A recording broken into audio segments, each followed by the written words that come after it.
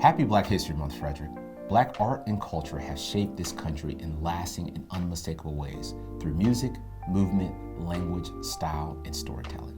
These are not passing influences, they are foundations. And here in Frederick, across more than 275 years, Black artists, cultural leaders, and community builders have helped shape how the city sounds, moves, gathers, and remembers itself. This year, as a part of the Cultural Connection series, the City of Frederick is honoring Frederick's artistic impact. We're beginning a journey, one that honors the ways that art builds bridges between generations, cultures, and hearts.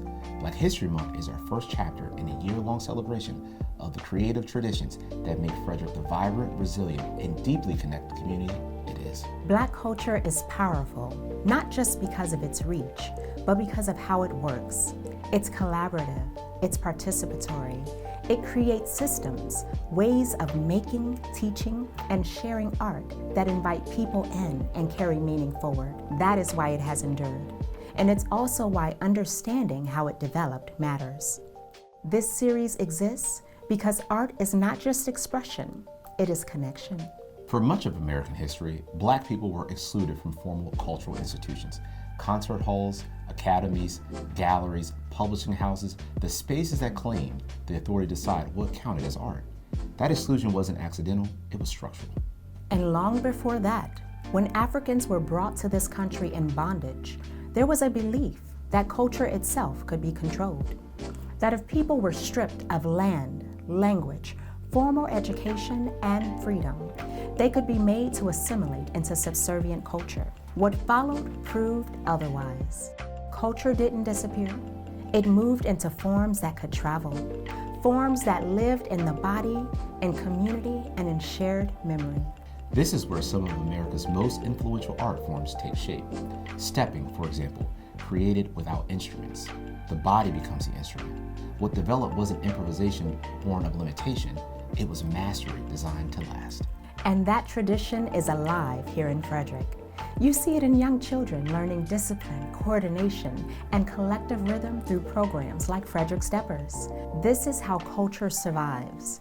It gets taught early, it gets practiced together, and it grows stronger with every generation that claims it. Jazz followed a similar path. Excluded from elite music institutions, Black musicians created something entirely new, a form built on structure and freedom at the same time. Jazz didn't wait for academic approval. It shaped tastes first, and institutions followed later. And that story lives right here in Frederick. One of the most innovative jazz trumpeters of the 20th century, Lester Bowie, was born here. As a founding member of the Art Ensemble of Chicago, he helped push jazz forward by honoring tradition while constantly experimenting, expanding, and redefining what the form could be. His work reflects exactly what jazz has always done: respect the structure, challenge the limits, and create space for something new. From jazz came blues, rhythm and blues, rock, hip hop, musical lineages that now define American sound. What began outside formal institutions didn't stay there.